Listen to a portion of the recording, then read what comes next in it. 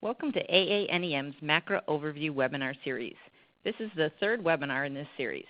In this webinar, we will focus on the Advancing Care Information category of the Merit-Based Incentive Program, or MIPS. My name is Millie Sook, and I'm the Health Policy Director at AANEM.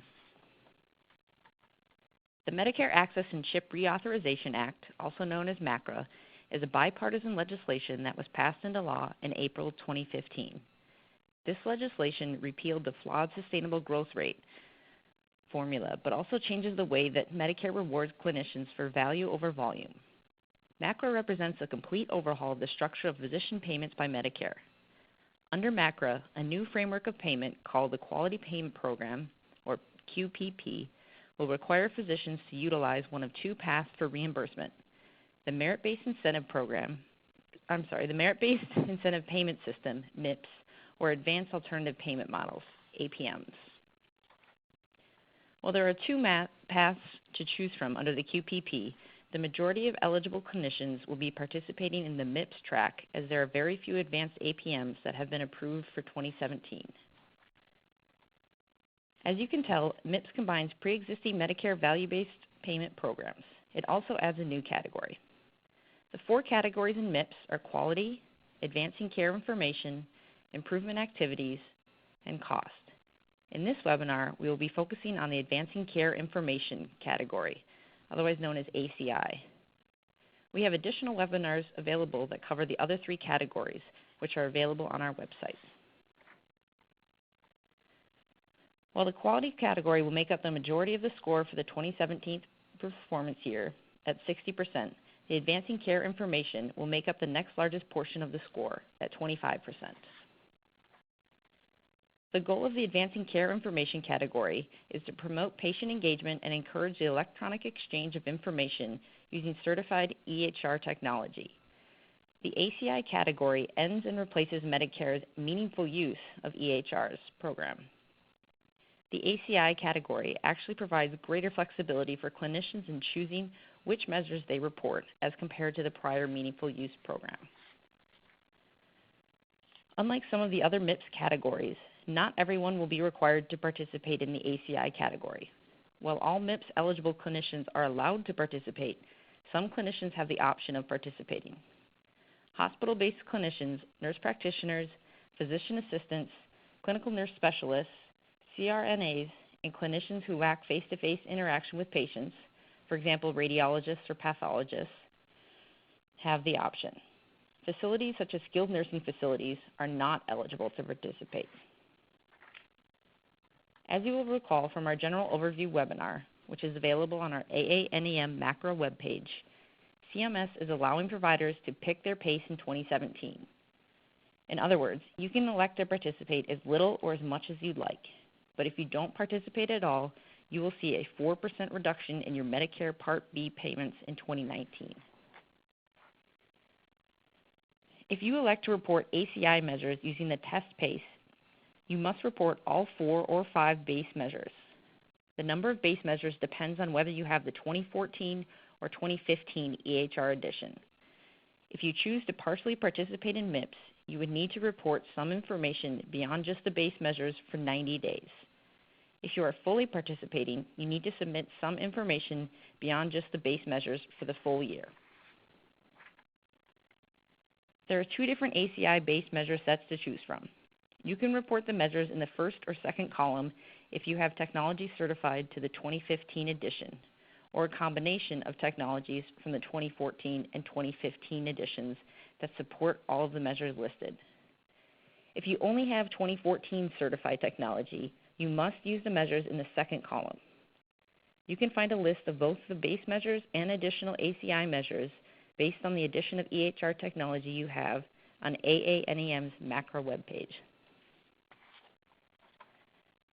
The base score makes up 50% of the total ACI score. The remaining 50% is the performance score and is obtained by selecting additional measures, which can be found on AANEM's webpage. In order to receive the 50% base score, MIPS eligible clinicians must submit a yes for the security risk analysis measure and at least a 1 in the numerator and denominator of the remaining measures.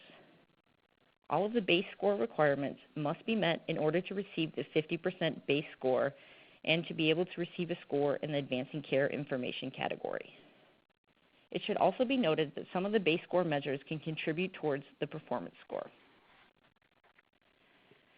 The performance score is calculated by using the numerators and denominators submitted for measures included in the performance score, or for the immunization registry reporting measure by the yes or no answer submitted. For each measure with a numerator-denominator, the percentage score is determined by the performance rate. Most measures are worth a maximum of 10 percentage points, except for 2 measures reported under the 2017 transition measures, which are worth up to 20 percentage points.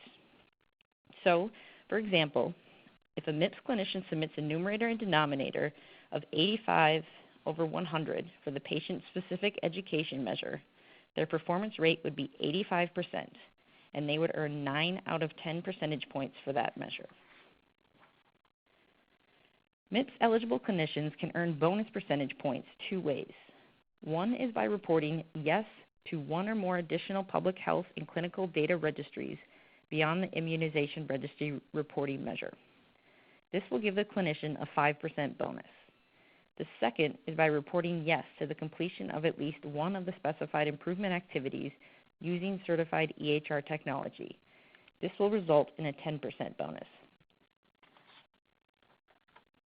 For scoring purposes in the Advancing Care Information Performance category, you can earn a maximum score of up to 155%, but any score above 100% will be capped at 100%. CMS structured the scoring this way in an effort to provide clinicians with the flexibility to focus on measures that are the most relevant to them and their practices. The performance score and bonus score are added to the base score to get that total ACI performance category score. The total Advancing Care Information Performance score will then be multiplied by the 25% category weight, with the result adding to the overall MIPS final score.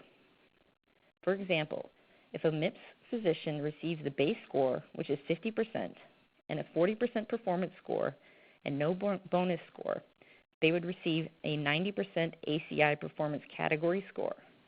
When weighted by 25%, this would contribute 22.5 points towards their overall MIPS final score. MIPS clinicians must use certified electronic health record technology to report the ACI category. If you don't have such technology, you must meet certain criteria in order to qualify for a reweighting of the performance category to 0%, so that it isn't included in the total MIPS score. Simply lacking certified technology is not sufficient to qualify for such reweighting. A MIPS clinician may be eligible for reweighting if they meet one of 3 specific reasons. 1, insufficient internet connectivity. 2, extreme and uncontrollable circumstances, like a natural disaster. Or 3, they work in a practice where they have no control over the availability of certified technology. You must submit an application for reweighting if you meet any of these criteria.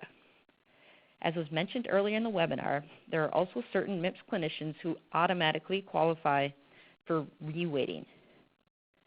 The only one of these that may apply to AANEM members is the first one, which is hospital-based clinicians. These clinicians can elect to report an ACI data, in which case CMS will score and weight their ACI category accordingly. If your ACI category is weighted to 0, the 25% will be reassigned to the quality category, which would then be worth 85% of your total MIPS score. For more information about the Quality Payment Program, including information specific to neuromuscular and electrodiagnostic physicians, please visit our website. If you have any questions or would like additional information, please call or email the AANEM Policy Department. Finally, check out our website for our other webinars on the remaining categories in MIPS.